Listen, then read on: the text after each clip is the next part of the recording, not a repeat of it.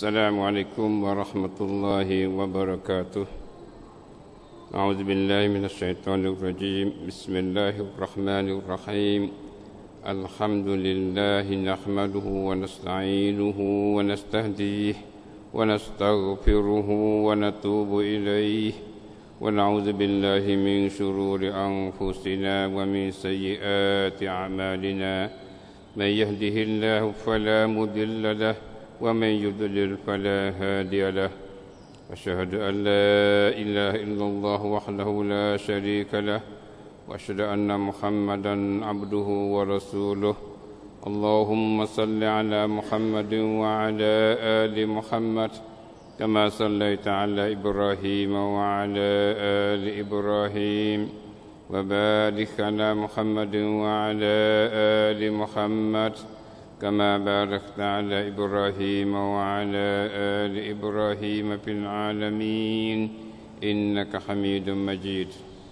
أما بعد فإن أصدق الحديث كتاب الله وخير الهدي هدي محمد صلى الله عليه وسلم وشر الأمور محدثاتها وكل محدثة بدعة وكل بدعة ضلالة وكل ضلالة في النار. وعليكم بالجماعة فإن يد الله مع الجماعة ومن شد في النار. ربنا إننا سمعنا مناديا ينادي للإيمان أن آمنوا بربكم فآمنا ربنا فاغفر لنا ذنوبنا وكفر عنا سيئاتنا وتوفنا مع الأبرار. ربنا وآتنا ما وعدتنا على رسلك ولا تخزنا يوم القيامة إنك لا تخلف الميعاد. ربنا افتح بيننا وبين قومنا بالحق وأنت خير الفاتحين. ربنا لا تجعلنا فتنة للقوم الظالمين ولا تجعلنا فتنة للقوم الكافرين ونجنا برحمتك من القوم الكافرين. اللهم إنا نجعلك في نحورهم ونعوذ بك من شرورهم. اللهم إنا نعوذ بك من شرور من عادانا. اللهم من أراد بنا سوءا فأشغل في نفسه. ربنا عليك توكلنا وإليك أنبنا وإليك المصير. Alhamdulillah, bersyukur kita pada Allah Subhanahu wa taala di atas kurniaannya dan pemberiannya, rahmat dan nikmatnya yang melimpah ruah kepada kita yang tak dapat lagi kita bilangkan banyaknya. Alhamdulillah, dengan rahmat nikmat Allah taala hari ini kita sama dapat bersama dalam majlis ilmi kita bersama. Alhamdulillah. Kaum muslimin dan muslimat yang sekalian, pelajaran kita hari ini ialah kita masih lagi bicara hubungan dengan pengurusan jenazah. Tajuk yang mana kita telah cara dulu ialah hubungan dengan cara mandikan mayat, cara mandi mayat, dan terlalu pada kita perkara yang kita kena cadangan kitanya, dan juga kita telah mulai cara hubungan dengan apa dia permulaan mandi mayat dan cara mandi mayat seterusnya. Maka alhamdulillah di perkara kita dulu habislah kita hubungan dengan cara mandi mayat. Gambar lebih kurang tu rasanya saya kasar kita nampak. Cumanya untuk nak jelas lagi tu ya kena mandi sengati bukan nampak ya. Kena mandi sengati bukan nampak. Jadi cara teori, cara nazari itu maknanya alhamdulillah kita nampak tergambar dah pada kita cara kita mandi mayat. Rasanya benda tu bukan payah. Tak payah, cumanya biasa tak biasa buat tu ya. Tu. Walaupun kita tahu kalau tak biasa buat dia gagik juga. Rasa dia benda tu. Bagi orang biasa buat tu, ia seni je benda ni. Alhamdulillah. Baiklah kaum muslimin dan muslimah yang sekalian, kita masih ada ketinggalan beberapa perkara lagi yang mana perlu kita sentuh di sini, benda perlu kita tahu. Perkara yang ada sakut paut dengan mandi mayat lagi. Selain pada cara mandi itu siap belaka dah, tapi ada beberapa perkara yang perlu kita tahu juga yang ada sakut paut dengannya. Maka hari ini insya-Allah kita akan caralah beberapa perkara yang perlu kita tahu yang ada hubungan dengan mandi mayat tu. Maka dalam muzakirah kita ni adalah di muka 42 Bagi mereka yang mana ada muzakirah, kita ikuti sama insya-Allah. Katanya beberapa masalah yang berhubung dengan memandikan mayat. Di sana ada beberapa masalah, beberapa perkara yang ada hubungan dengan mandi mayat. Yang pertama, kanak-kanak yang berumur lebih daripada 7 tahun, lelaki dan perempuan ataupun perempuan, adalah dipermandikannya sama sahaja seperti yang lain. Kanak-kanak yang berumur lebih daripada 7 tahun, budak yang lebih daripada 7 tahun, lelaki dan perempuan ataupun lelaki ataupun perempuan, adalah dipermandikannya sama sahaja seperti yang lain. Kita mandi budak lelaki, budak perempuan yang umur lebih 7 tahun ni supaya orang tua lah, mandi supaya orang tua. Maknanya upacara kita mandi supaya tu lah, mana kita mula mandi orang tua lah, mana lah itulah kita mandi budak yang umur lebih pada 7 tahun. Jadi benda supaya tu lah. Itu yang pertama. Yang kedua, kanak-kanak yang berumur kurang daripada 7 tahun adalah dipermandikan dia 3 kali tanpa diambil wuduk baginya. Sini sikit beza. Kanak-kanak yang berumur kurang daripada 7 tahun, budak yang umur kurang daripada 7 tahun, tak sampai 7 tahun. 7 tahun naik ke atas tu supaya tua kita mandi. Maknanya telah mana cara ambil wuduk dulu, ada basuh 3 kali sebagainya, supaya tu semua, supaya kita lalu dulu, cara dulu. Budak yang umur kurang daripada 7 tahun, tak sampai 7 tahun, dipermandikan 3 kali. 3 kali supaya belakang ni. Dia tua apa 3 kali juga. Tu dia. Cuma kanak-kanak 3 kali. Dia tua tu kalau perlu lebih lagi. 5, 7 supaya Nabi katalah, basuh 3, 5, 7. Tengoklah apa yang mana perlu ni. Jadi kalau kurang daripada 7 tahun tu, 3 kali tanpa ada ambil wuduk baginya. Tak kena ambil wuduk dak. Jadi budak-budak kecil hak tak sampai 7 tahun tu mandi saja. Tak ada kena ambil wuduk dak. Hak 7 tahun naik ke atas supaya orang tua ambil wuduk bagi dia juga. Kita ambil wuduk, betul kita mandi seterusnya. Itu hak 7 tahun naik ke atas. Kurang daripada 7 tahun mandi saja, tak kena ambil wuduk. Ada juga tempat kita ni tak ada ambil wuduk tapi temam. Dulu ada tayamum dulu. Dan ni ada kita tahu lah. Dulu ada tayamum jugalah, udah halus tu. Ya tidak ada juga benda tu hak waris tayamum tu. Tak ada benda tu. Jadi nak kata tayamum untuk gapo, nak kata pada air ada. Uzur, tak ada uzur gapo. Kalau kita nak kata nak pakai tayamum tu. Tayamum ni ganti pada air kerana ada keuzuran. Ni budak halus mati ni, tak sampai 7 tahun, umur 6 tahun, 4 tahun, 5 tahun tu, tak ada ambil wuduk dak.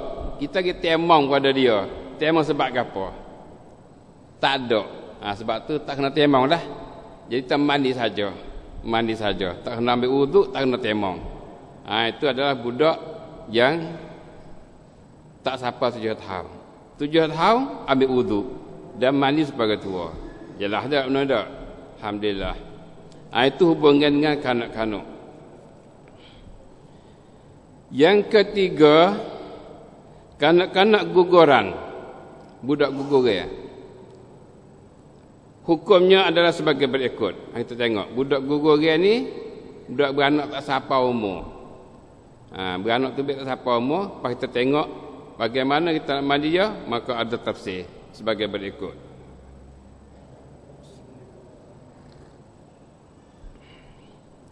Alif ataupun yang pertama, sekiranya guguran itu kurang daripada 4 bulan, maka tidak dipermandinya, tidak dikafannya dan tidak disolah ke atasnya, bahkan digalikan lubang lalu ditanamnya di dalamnya. Ini budak guguran tak sampai 4 bulan. Setara mana 4 bulan ni? Dia di toko gitu ya tak? Di toko itu 4 bulan ni maknanya 4 hari. Ya, di toko itu tak ada di rupa manusia dak lagi. Sekiranya guguran itu kurang daripada 4 bulan, budak-budak gugur dia tak sampai 4 bulan, maka tidak dipermani, tak kena mandi dak. Tak kena mandi. Tidak dikapannya, tak kena kapan, dan tidak disolah ke atasnya, tak kena semaya atas dia. Itu budak tak sampai 4 bulan. Budak guguran tak sampai 4 bulan, tak kena mandi, tak kena kapan, tak kena semaya. Bahkan digalikan lubang lalu ditanamnya di dalamnya. Kita gali lubang, kamu dia situ cukuplah. Tu kerana dia tu tak nak berupa gapo lagi. Tak tu berupa manusia budak lagi. Jadi itulah budak yang mana tak sampai 4 bulan, kurang daripada 4 bulan. Jelas pada kita sini insya-Allah. Sekarang ni berlaku oleh masyarakat kita ni. Biasa ada berlakulah biasa gugur dia ni. Terkadang mak dia tu mesti kerja berat dan sebagainya, jadi gugur dia. Dan sebagainya macam-macam lah.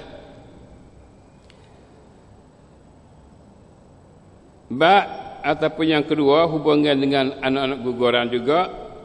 Sekiranya guguran itu lebih pada 4 bulan, maka dilaksanakan terhadapnya seperti kanak-kanak yang berumur sebelum 7 tahun. Jadi kalau budak terlebih dari 4 bulan, ia terlebih berupa meridah, rupa manusia meridah, maka kita buat terhadap dia tu supaya kita buat terhadap budak umur tak sampai 7 tahun.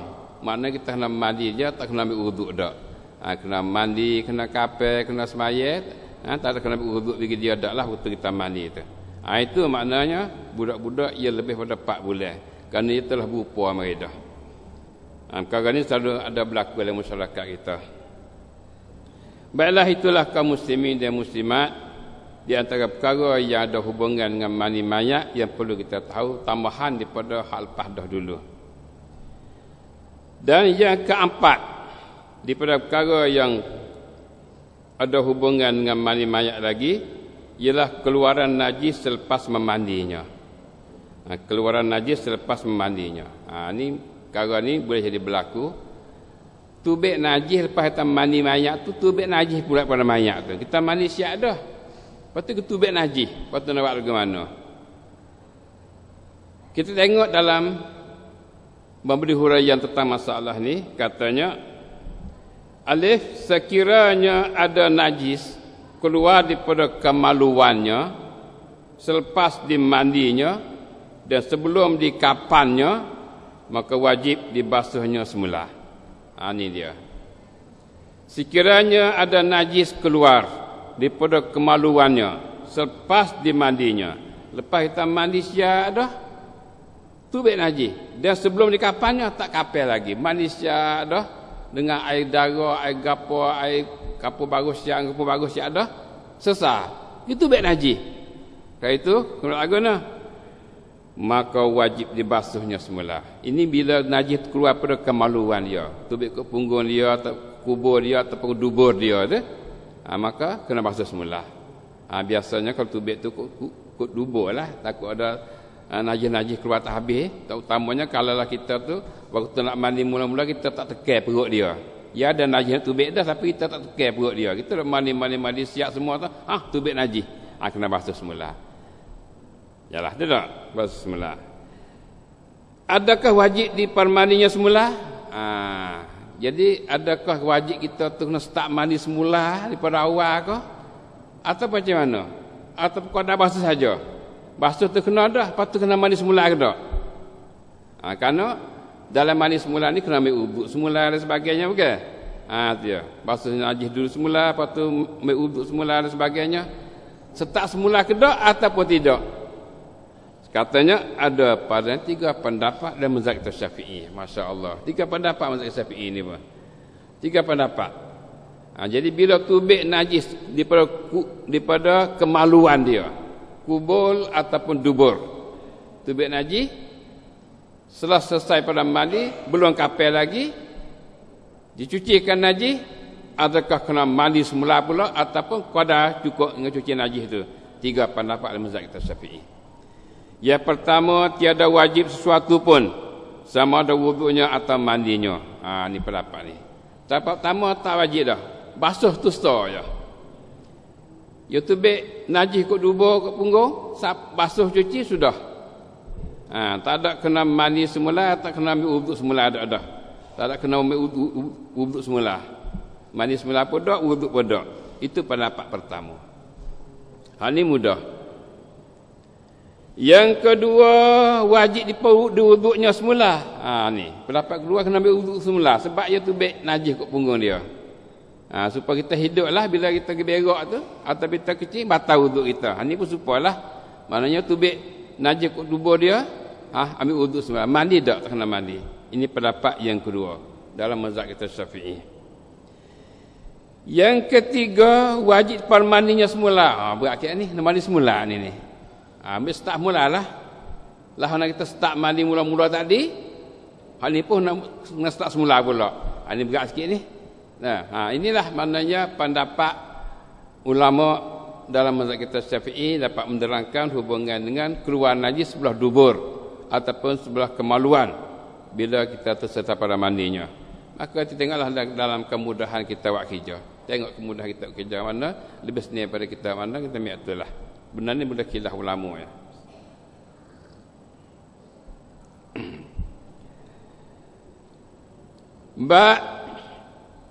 Sekiranya najis itu keluar daripada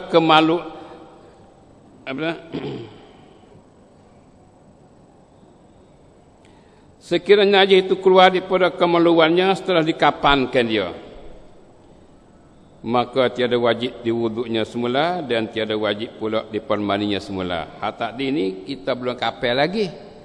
Hak ni keluar kemaluan juga.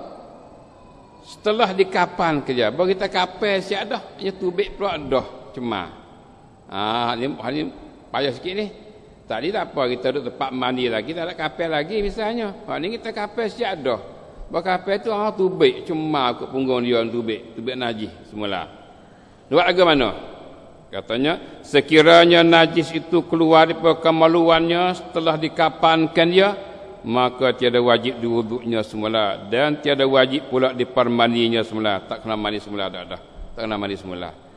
Kita basuh tu kena basuh. Kena basuh. Kena basuh dulu. Jadi mandi semula dah. Tak kena mandi semula. Supaya juga pendapat pertama, satu pendapat tadi belum kapal pun kena mandi semula. Sebab itulah maknanya kita tu perlu necumak sikit sini ni. Cuma kita jagalah ihtiyat sikit. Ihtiyatlah mana? Lah ni kemudahan banyak dah ni. Dia cawak ada bukan? Dia jual cawak untuk orang tua ada, bukan cawak untuk budak-budak, cawak aja ada. Orang tua pun ada cawak orang tua ni. Jadi kalau agak atau mayat tu anak-anak beragai itu, kita bercawak sebab tu kata dengan itu patut dimasukkan cawat kepada si mati sewaktu dikapannya supaya najis itu tidak mengkotori tempat-tempat yang lain. Ini sebenarnya kita. Kalau tubik najis pun kita tak tahu dah. Dia duduk dalam cawat tu dah. Tu. Maknanya kita tengoklah kalau mayat tu biasanya tak ada beragai gapo tu, rasanya tak ada kena cawat pada dah. Kalau apa mayat tu ada beragai sikit sebanyaknya, patut kita cawat. Patut kita cawat. Sebab kita bimbang takut tubik pula. Tubik tu dia cuma tempat semaya dan sebagainya, cuma lain lagi. Jadi bila dia cawat tu okey, kita pun tak ada nampak gapo dah. Oleh itu sebagian saya katakan tadi, kalau mayat tu biasa dah beragai sikit, eloklah kita tu cawat. Kalau nampak mayat tak beragai gapo, okey, kita pakai sepersedia tu. Bagian ni tidaklah menjadi keberatan pada kita dan tak beratkan kita. Bukan taklif kita sangat dah. Tengok keadaan. Itulah kaum muslimin dan muslimat yang sekalian. Nuktah pertama, sekiranya najis itu keluar daripada kemaluan.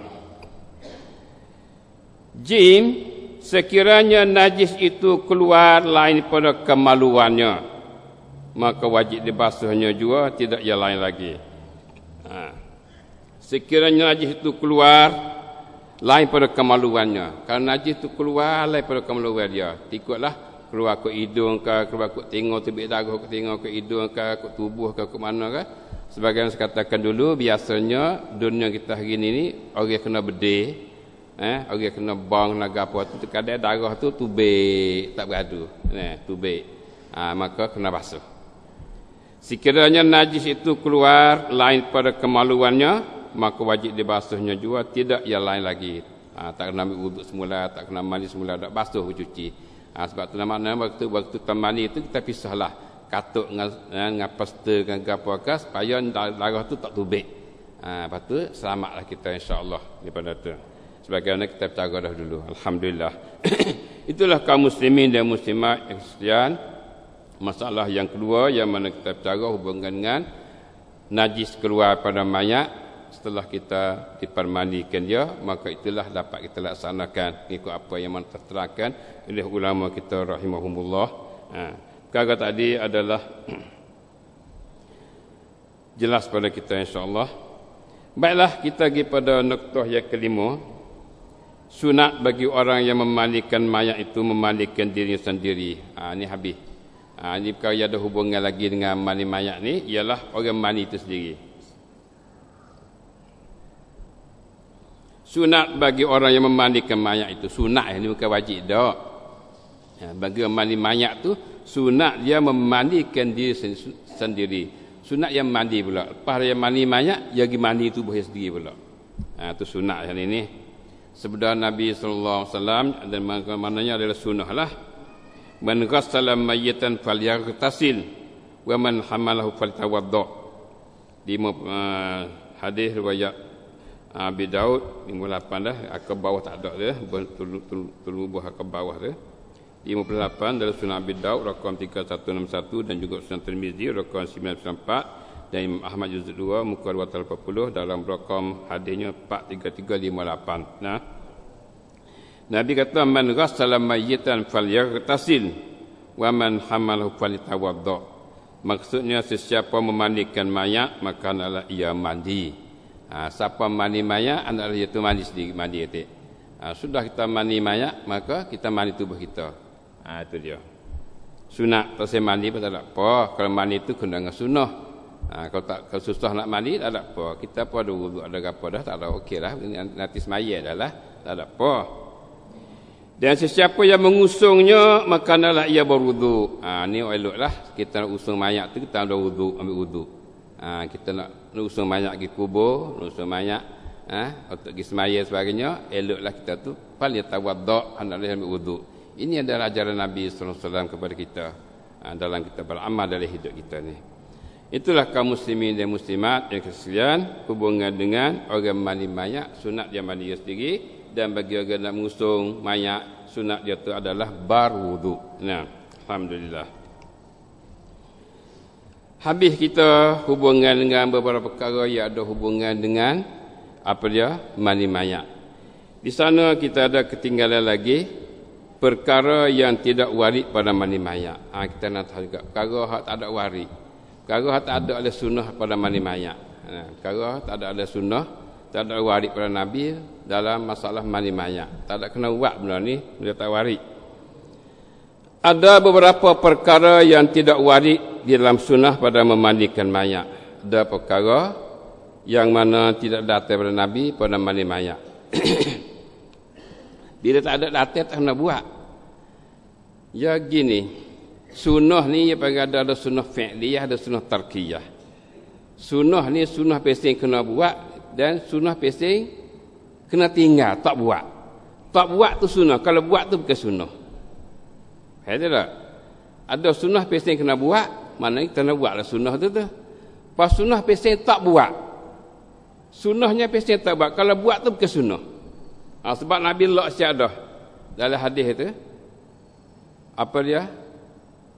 Siapa yang kekeh dalam agama ni maka itu ditolak. Mana bagi tak ada, asal tak ada, pagi kita pergi kekeh buat. Maka tak boleh buatlah benda tu. Yang dengan itu maknanya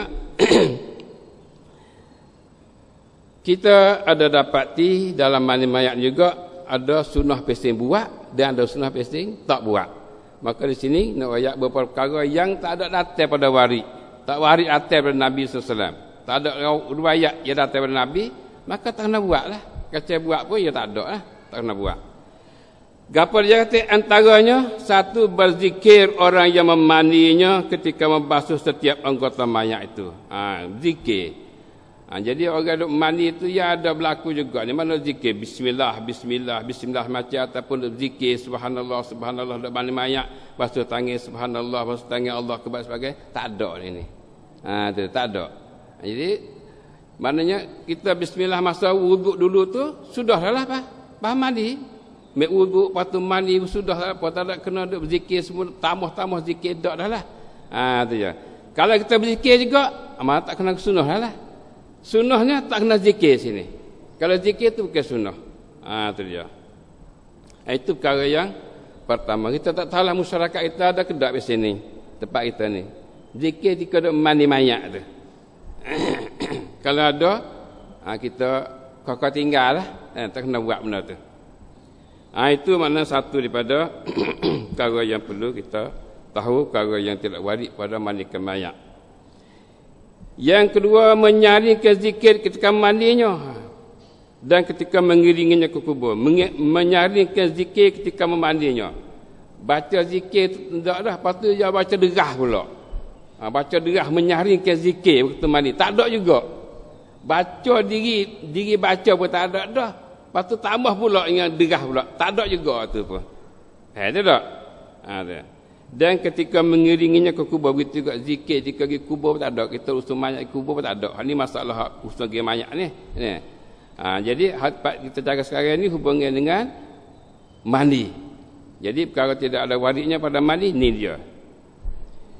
Yang ketiga, melepaskan rambut perempuan turun ke arah hadapannya dan diletaknya di antara dua susunya. Ni tina ni.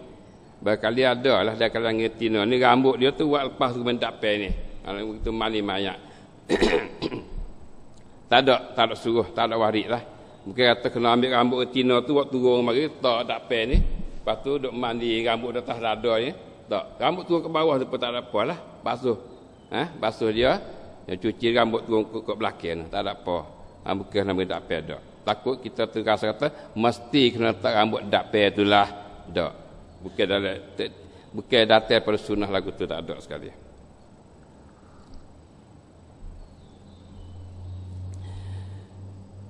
Inilah di antara perkara-perkara yang kira datang pada sunnah pada kita memandikan mayat.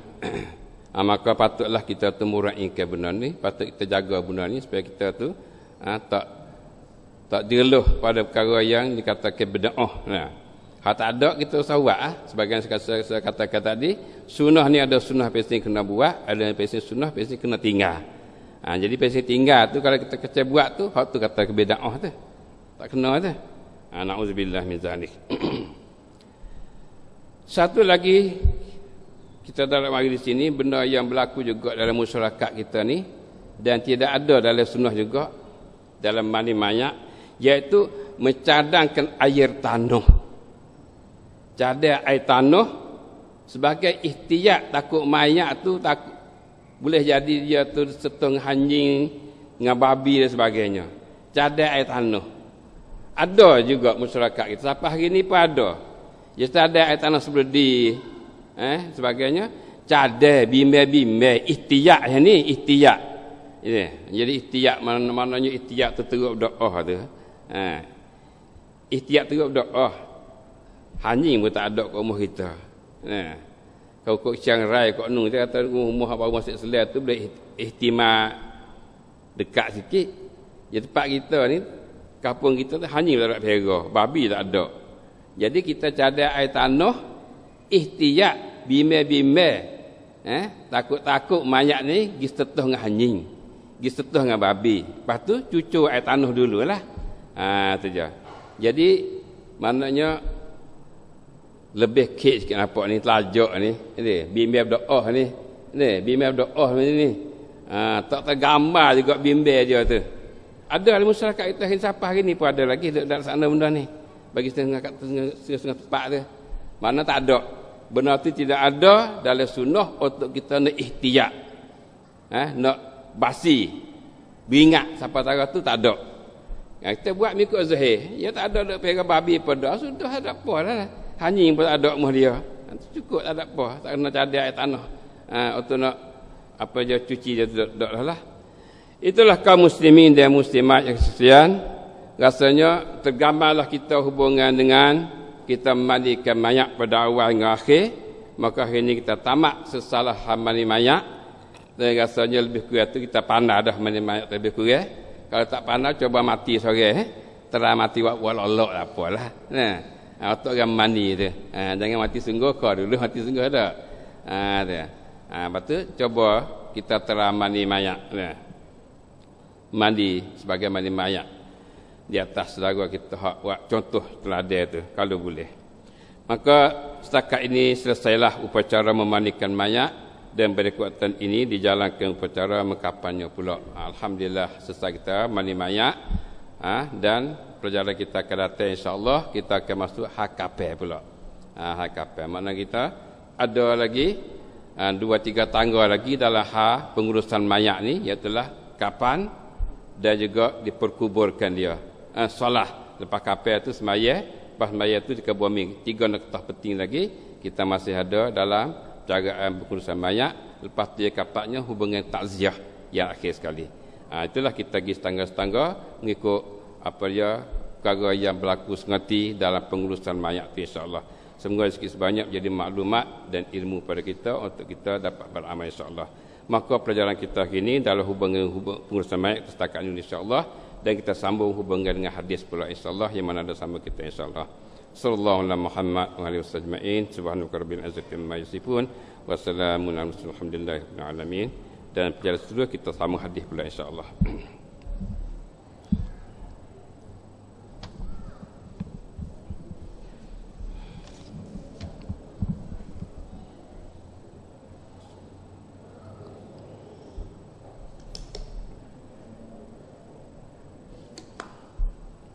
Sebagai maklumat pada kita insya-Allah minggu depan kita akan keluarlah pengurusan jenazah yang ketiga. Minggu depan insya-Allah sebagai sambung mengaji kita ni minggu depan pengurusan jenazah yang ketiga akan keluar. Ini yang kedua, kita habis yang kedua. Dan kita sambung yang ketiga pula insya-Allah hubungan dengan kafan mayat insya-Allah. Baiklah kaum muslimin dan muslimat sekalian, marilah kita ikuti hadis Nabi sallallahu alaihi wasallam.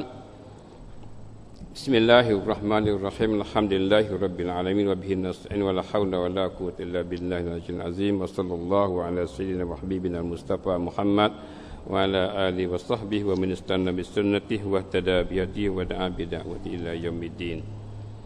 Kaum muslimin dan muslimat yang sekalian, marilah kita ikuti hadis 40 hadis dengan ruhi kita duduk pada hadis yang ke-14. Hadis ke-14 muka 32 bagi mereka yang mana ada muzakirah bersama mereka boleh kita buka akak tengok. Tajuk hadisnya besar kecil balasan mengikut qadar ujian. Masya-Allah. Besar kecil balasan mengikut qadar ujian.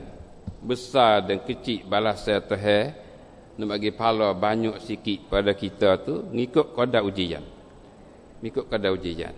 Lah mana kita tengok Nabi SAW beri ajaran pada kita sebagai berikut. Qala sallallahu alaihi wasallam inna izamal jazaa ma'a izamil bala wa inna Allaha idza ahabba qauman ibtalahum faman radiya falahu ridha wa man sakhita falahu sakhat. Masya-Allah. Hal ni kita nak ingat ni. Bila kena bala ni ingat hadis ni ada. Ini hadis ni sebagai nak pubak kita. Nak pubak jiwa kita.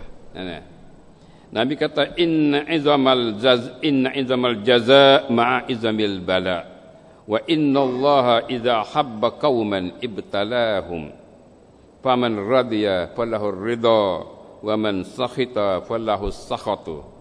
Hadis riwayat Tirmizi rakam 2410 dia kata hadisun gharib. Hadis ni riwayat tak amal sebagai riwayat hadis ni. Maksudnya sesungguhnya besar balasan, yakni balasan pahala lah. Sesungguhnya besar balasan adalah bersama besar ujian. Ujian bala. Dan sesungguhnya Allah Subhanahu wa taala apabila dia kasihkan sesuatu kaum, dia selalu mengujikan mereka. Maka sesiapa yang redha di atas ujian itu, maka baginya keredaan Allah. Dan sesiapa yang marah terhadap ujian itu, maka baginya kemurkaan Allah. Ini kita ingat ni. Ingat masalah Nabi bagi jaga pada umat dia dan bagi semangat pada umat dia. Maksudnya sesungguhnya besar balasan adalah bersama besar ujian bala. Besar balasan pahala tahwi kita ni adalah mengikut besar ujian dia. Kalau tahu ujian besar, kita bersabar besar, boleh pahala banyak. Dia. Besar ujian Allah, besar pahala, besar balasan mengikut besarnya ujian Allah, ujian bala. Kita ni ingat ni bila tak sakit ni, bila sakit pun ingat ni taruh. Bila sakit kita ada senjata pada kita dah. Kena redha. Dan sesungguhnya Allah Subhanahu wa taala apabila dia kasihkan satu kaum, dia selalu mengujikan mereka. Masalah Tuhan tak suka manusia sungguh. Tak suka sungguh perbuatan Allah ni. Tuhan ni bila kasih pada hamba dia uji hamba, uji bala hamba dia tu. Uji bala. Allah ujikan. Iza ahabba man ibtalahum. Allah ujikan mereka itu. Dan kita nak ingat uji ni bukan semata bala sakit saja dak. Bala Tuhan ni bukan bala sakit saja dak. Bermacam-macam bala, bermacam-macam ujian ya Tuhan, iman Tuhan bagi. Terkadang kita tak teringat bahawa nikmat Allah bagi pada kita tu ujian dia. Kita tak ingat satu ujian. Ujian Tuhan juga, nikmat harta, nikmat kesihatan, nikmat apa Tuhan itu satu ujian juga. Dan bala sakit pun ujian juga. Sama ujian belaka tu. Bala turun atas anak bini kita. Ujian juga. Ujian anak bini kita dan ujian kita juga. Sebab tu ujian Tuhan ni banyak. Fitnah ujian Allah tu banyak macam. Anak bini juga ujian. Anak kita jadi ikut tak juruh. Ujian juga tu. Ujian. Tu ya. Sebab tu nak kata bala ujian Tuhan ni bukan bala sakit saja dak. Sebab tu nya Allah uji tu dia tak supa ni. Tapi hak mudah kita nampaknya ujian sakit kita nampak mudah. Kita nampak mudah hak tu. Dan sesungguhnya Allah Subhanahu wa taala apabila dia kasihkan sesuatu kaum, dia selalu mengujikan mereka. Tak uji. Uji dengan bala, uji dengan sakit, dia uji dengan sebagainya. Uji dengan bosan, serabut, duka cita. Uji belaka tu. Tu je. Anak tak juruh, mak pak duka cita, uji je. Sabar situ. Kalau itu, maka sesiapa yang reda di atas ujian itu, terutamanya ujian pasal sakitnya, kita reda. Tak sakit teruk itu ni. Tak reda tak sakit. Tapi kita. Tu sakit. Tapi kita sakit lagu tu. Jadi sesiapa yang reda di atas ujian itu, maka baginya keredaan Allah. Maka Allah reda. Allah bersuka pada kita. Bila kita reda di atas ujian Allah. Tak reda. Tak kena kita lah. Di sinilah tempat kita nak pakai iman, satu rukun iman kita. Tempat kita pakai rukun iman sini ni. Kita dah beriman dengan Allah, dengan Rasul, dengan malaikat, dengan kita apa. Akhirnya iman qada dan qadar. Qada qadar. Jadi bila mari ujian sakit sebagainya, ingatlah ini adalah qada dan qadar Allah Taala pada azali lagi. Belum dia jadikan langit dan bumi lagi, qada dan qadar dah. Pasal kita ni akan tipa balanya lagu ni, lari tak boleh. Nak lari tak boleh.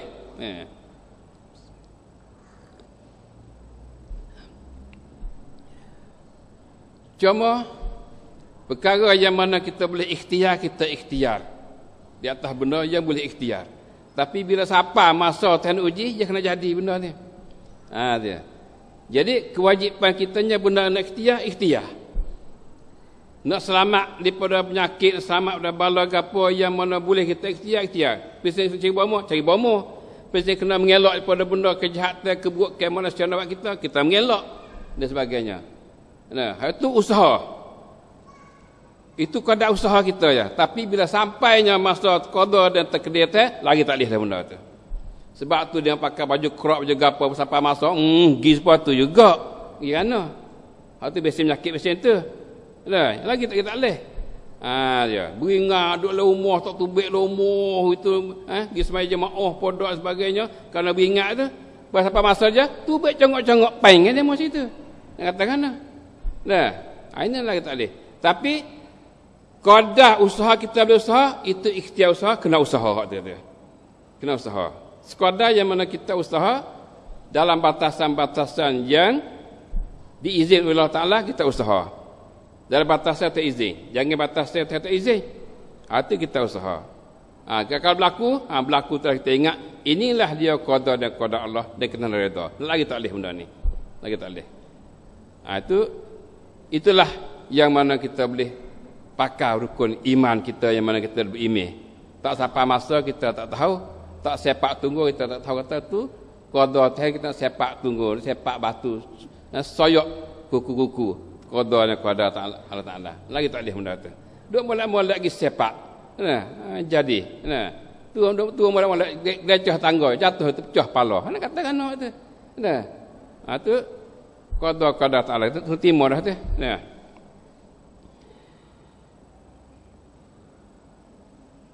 Maka sesiapa yang redha di atas ujian itu, maka baginya keredaan Allah, dan sesiapa yang marah terhadap ujian itu, maka baginya kemurkaan Allah. Siapa marah, duk bekai, duk maki teh, duk berqada, apa tu tipu tadi orang lain beramal lagi apa tak kena tahu orang lain ngati bagi aku setengah dia mau numpih engkau juga ni tak aku belaka rai pusing tak aku mengepek. Ini tak boleh. Mana kita tak redha pada qada dan qada Taala. Teh pun marah kita.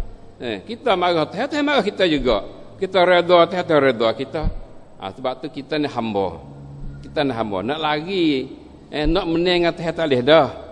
Tu saya bisa menang dengan teh tak menang kita dengan Allah Taala. Kita hamba dia. Kita nanti timalah qada dan qada. Bila timah siap dah, kita redalah dengan benda tu. Belum pada tu, apa boleh usaha. Untuk mengelak. Tu. Kalau bawa muatan makan ubat dulu. Tak sebih hilang. Sakit sebab tu. Sebab tu ubat bukanlah benda yang menyembuhkan penyakit kita. Usaha ya benda tu. Wasail sebab musabab ya. Jangan kita duk kata ubat ni menyembuh. Tu syirik pula. Akidah kita jangan lupa. Jadi kita usaha, qada boleh usaha mengikut apa yang mana diizin oleh Allah Taala. Lepas tu, kalaulah usaha kita tu Allah tak beri jaya lagi, maka kita timalah kata, itulah qada dan qada Allah Ta'ala pada kita, dan kita redha atas tu. Itulah iman kita. Itu iman kita. Itulah kaum muslimin dan muslimat, satu hadis Nabi yang mana boleh jadi penawar pada kita. Penawar kita. Dia penawar untuk nak belakan jiwa kita. Cit bitaya sini ni. Cik tayah hak Nabi ajar kita ni. Alhamdulillah kita orang mukmin ada rukui mesak ni.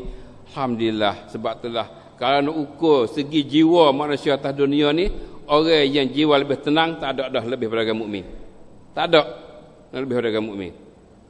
Dia. Tak ada manusia atas dunia nak lebih daripada orang mukmin, orang yang jiwa tenang. Jiwa tenang. Alhamdulillah kita bersyukur kepada Allah. Baiklah kita pergi pada intisari atau pengejaran hadis sikit sebanyak.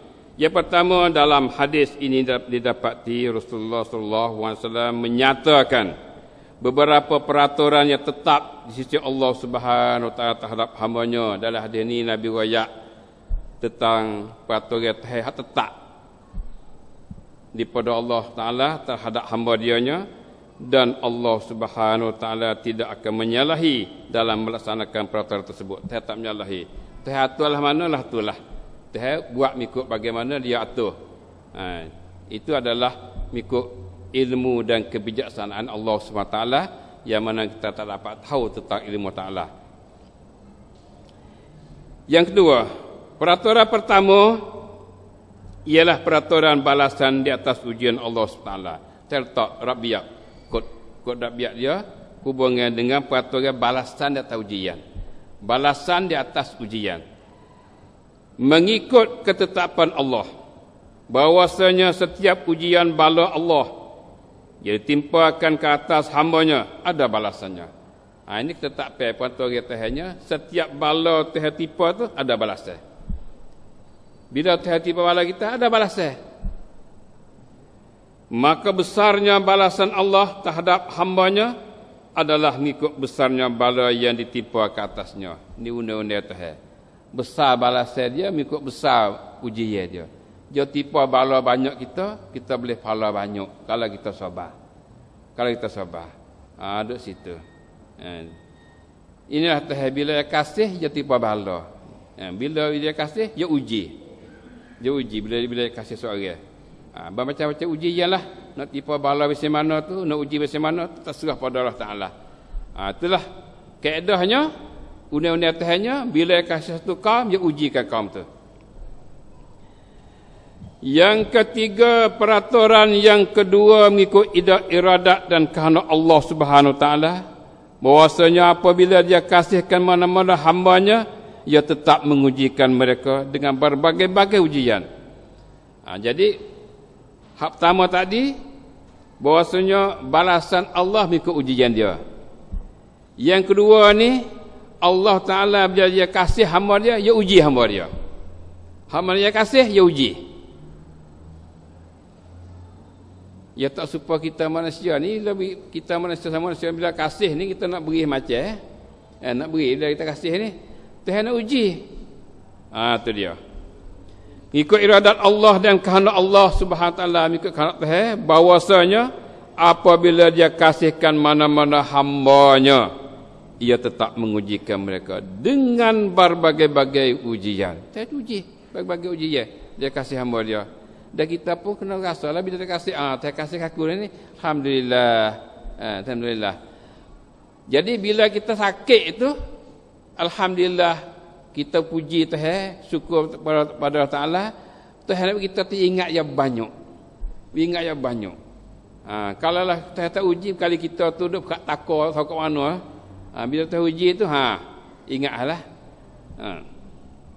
Maka ujian itu adalah menandakan Allah amat kasihkan hambanya itu. Ujian ni adalah menunjuk kata Tuhan tu amat kasih pada hambanya. Kasih ke hamba dia, Masya Allah. Itu peraturan yang kedua. Peraturan yang ketiga, balasan pahala besar yang diberi kepadanya itu disyaratkan adanya sabar yang menanggungkan ujian itu. Jadi unitnya balasan besar Tuhan itu adalah syarat. Syarat sabar. Di atas ujian itu. Syarat kena sabar. Tuhan uji kena sabar. Dan dengan kesabaran itu dia akan mendapat pula keredaan Allah Subhanahu Wa Taala. Jadi bila kita sabar akan dapat pula keredaan Tuhan. Tuhan itu akan beri pula keredaan dia dan beri pahala pula kepada seorang itu. Masya Allah. Ini syarat. Syarat nak dapat balasan yang besar, pahala yang besar, kena sabar. Tak sabar tak boleh. Dan keredaan Allah itulah kemoncak perkara yang dikehendaki oleh setiap hamba-Nya. Ini dia. Keredaan Tuhan lah besar kita hendaknya. Radhiyallahu anhum, radhiyallahu anhu wa radu anhu. Ini besar. Allah redakan pada mereka itu dan mereka itu bereda suka pada Taala. Hatta di surga itu pun keredaan Tuhan lah besar kemoncaknya. Kemoncaknya keredaan Allah Taala. Jadi bila kita dapat keredaan Tuhan, alhamdulillah kita bersyukur. Kita duk tak tahu Tuhan reda tak reda, kita tak tahu. Ini kita bimbang ni. Sebab tu Tuhan uji, maka tengoklah kalau kita reda, Allah akan reda kepada kita. Maka tercapailah kita keredaan Allah Subhanahu Wa Taala. Ni kita kena pegang molek ni. Pegang molek. Pegang molek. Pegang kejak ni. Bila Tuhan uji kita, alhamdulillah ini ujian Allah, kita sabar, kita reda, kita terima di atas ujian ni. Nak kena dah, nak lagi tak boleh dah benda ni. Jadi reda situlah. Masya-Allah. Ya reda dengan qada Tuhan ni, ya seni hati kita. Seni banyak hati kita. Kita tak ada gelar gesah, tak ada bosan, tak ada sabuk, tak ada gapo dak redha qada Allah Taala. Sebab itulah kalau kita redha dengan qada, ia tak ada hasad deki dalam hidup manusia ni. Tak ada hasad deki. Kita ada hasad deki itu kerana kita tak redha dengan qada. Tengok orang ni kaya, rezeki aku dia. Kita tak ingat tak kaya dia tu qada dah wik dia. Telah terkedih dah pada awal belum pada dia jadi lagi terkedih dah dia nak kaya. Dia nak seni, dia nak rumah besar, dia nak kereta besar, nak kaya dan sebagainya. Terkedih dah. Maka kita duk hasad deki apa krianya? Kalau kita hasad deki berarti kita tak redha kepada qada dan qadar Taala. Qada dah. Nahnu qasamna bainahum ma'isatan fil hayatid dunya. Tu ada. Nahnu qasamna bainahum ma'isatan fil hayatid dunya. Kami telah bagi dah kehidupan mereka itu antara mereka tu hidup dunia. Kita bagi siap dah. Mu banyak ni, ku banyak ni sebagainya. Jadi bila kita tak ada redha kepada qada dan qadar, tak ada benda dalam hati kita. Alhamdulillah. Dia mau boleh begitu, alhamdulillah itu qada dan qadar. Qada dan qadar Allah Taala kepada mereka itu. Tak ada apa kita redha. Ini orang itu tinggi dah tak kira dah sebagainya. Kita tak terima qada Allah Taala yang beri pada mereka itu. Sebab tu kata besar ruka iman yang ke-6 redha kepada qada dan qadar ni besar. Inilah menjadikan perkara yang penawarkan hati kita dalam kita hidup dunia ni. Alhamdulillah. Kita bersyukurlah Allah bagi pada kita agama mesti apa dia rukun iman yang begini rupanya. Baiklah. Katanya maka sesiapa yang sabar di atas bala ujian Allah, dia akan mendapat keridhaan Allah. Siapa sabar di atas bala ujian Allah, dia akan dapat keridhaan Allah dan akan mendapat balasan pahala yang amat besar. Sebab tu kena redalah, kena sabarlah dan redalah di atas ujian Allah itu, maka dia akan dapat balasan besar pada Allah Ta'ala dan akan dapat pahala yang banyak insya-Allah. Sebaliknya sekiranya hamba-Nya itu bergelah-gesah dan marah terhadap ujian Allah itu, maka dia akan dimurkai Allah Subhanahu Wa Ta'ala dan Allah tidak suka padanya. Nauzubillah min zalik. Kita sakit dah pas kita mengepek Tuhan pula. Apa Tuhan beri bala aku lagu ni tak tahu lain. Duk mengepek Tuhan. Tak boleh ngepek. Tak boleh ngepek. Kalau kita mengepek itu, maknanya kita tak redha di atas qada dan qadar Allah Taala, tak redha di atas bala Allah Subhanahu Taala yang turun pada kita. Maka Tuhan pun marah kita. Kita tak redha, kita tak suka, Tuhan pun tak suka kita. Pasal ada pasal kita dah sakit dah. Dalam hati tak suka pula kita. Kita mati pula, mati dalam hati tak suka kita. Nauzubillah min zalik. Kita mati dah sakit dan kita redha dengan Tuhan, Tuhan redha kita, alhamdulillah. Inilah kita nak. Sebab itulah kita usah gelar-gesah. Usah duk sakit hati, duk duka cita dan sebagainya. Kita terima. Bila Tuhan bagi semua, alhamdulillah. Tuhan semua, alhamdulillah. Itulah ujian Allah dan kita redha, Tuhan redha kita. Kalau kita mati dalam keredaan Allah Subhanahu Wa Taala insya-Allah. Terus itu besar. Itu besar. Jangan duk mengepek. Jangan duk sungguh, jangan duk itu ini tak. Jadi semoga kita dapat keredaan Allah SWT. Hal ini senjata kita ni, senjata kita. Jadi setiap orang tu cara senjata ni lah, cara senjata ni untuk kita nak perubatkan hati kita dan untuk mendekatkan diri kita dengan Allah SWT.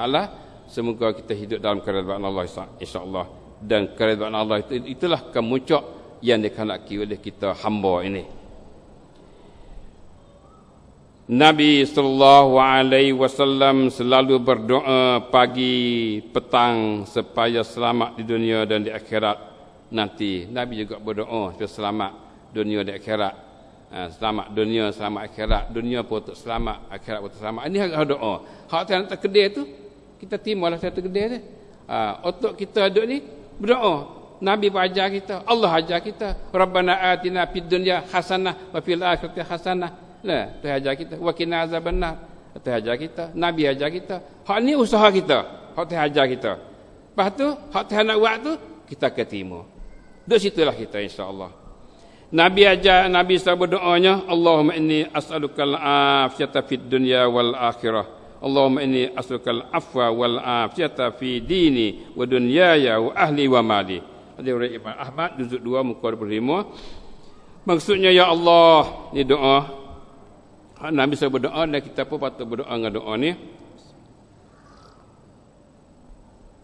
Ya Allah, Sesungguhnya aku mintakan daripada engkau akan afiat di dalam hidup dunia dan akhirat. Minta afiat. Minta selamat daripada bala dunia dan daripada akhirat. Afiat. Daripada ada semua, ada sakit apa.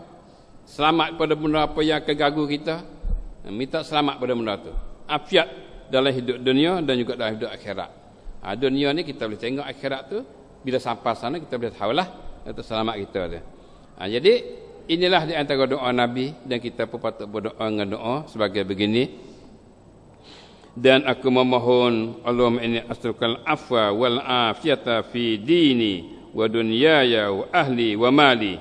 Dan aku memohon kepada engkau akan kemaafan. Al-af, minta satu maaf. Apa kesalahan ni minta ampunlah. Sebagai istighfar ni minta ampun, minta kemaafan daripada Allah SWT. Apa kita buat salah minta maaf. Wal afiyata, dan afiat fi dini pada agamaku, minta selamat pada agama. Ini besar juga. Minta afiat, selamat pada agama. Jangan agama kita sakit. Agama kita sakit ni maknanya kita ni tak faham agama, duduk dalam tak reti agama, duduk dalam ikut sel agama tu maknanya sakit tu agama tu. Minta afiat, minta selamat pada bala yang tipu agama kita. Kita ini banyak penyakit-penyakit yang nak merosakkan agama tu banyak, minta selamat. Benda yang meragu-ragu, buat kita tu ragu ataupun buat kita sok bersangka jahat dan timbul apa dia bermacam-macam dalam agama ni, minta selamat kita daripada benda tu. Pada agamaku fi dini wa dunyaya, dan juga dalam duniaku minta selamat juga, afiat pada dunia. Bila kita cari makan pun selamat, kita buat kerja pun selamat, tak ada orang karu, tak ada orang sak deki sebagainya, minta afiat daripada tu. Masya-Allah, doa cukup lekat. Cukup meliputilah. Wa ahli, dan juga selamat pada ahliku, wa mali, dan hartaku. Duniaku, ahliku dan hartaku minta selamat belaka. Inilah maknanya dalam rangka usaha kita. Rangka usaha kita. Apa yang mana Allah kata kedai, hak tu terserah pada Allah Ta'ala. Kita kada ada usaha untuk minta selamat, untuk minta seni, untuk jauh daripada bala-bala dan sebagainya. Dan bila Allah takdir meredah, kita terimalah benda tu. Itulah kaum muslimin dan muslimat yang sekalian. Sikit sebanyak hadis yang mana sama kita pada hari satu hadis yang mana sama kita hari ini adalah dapat bagi satu perkara dalam jiwa kita, satu ubat untuk penyakit jiwa kita, untuk selamat kita daripada penyakit jiwa dan sebagainya. Maka kita tanamkanlah hadis dalam jiwa kita. Dan bila berlaku benda tu, maka kita kliklah pada hadis, ingat pada bala Allah dan ujian Allah dan qada dan qada Allah Ta'ala pada kita, dan kita redha di situ. Semoga Allah redha pada kita, insya-Allah. Itulah perjalanan kita ini, insya-Allah, dan kita cukup setakat ini, insya-Allah. Wassallallahu ala Muhammad wa ala alihi wasallam. Subhana rabbika rabbil izzati amma yasifun, wa salamun ala mursalin, alhamdulillahi rabbil alamin. Subhanakallahumma bihamdik, asyhadu an la ilaha illa anta, astaghfiruka wa atubu ilaik. Wassalamualaikum warahmatullahi wabarakatuh.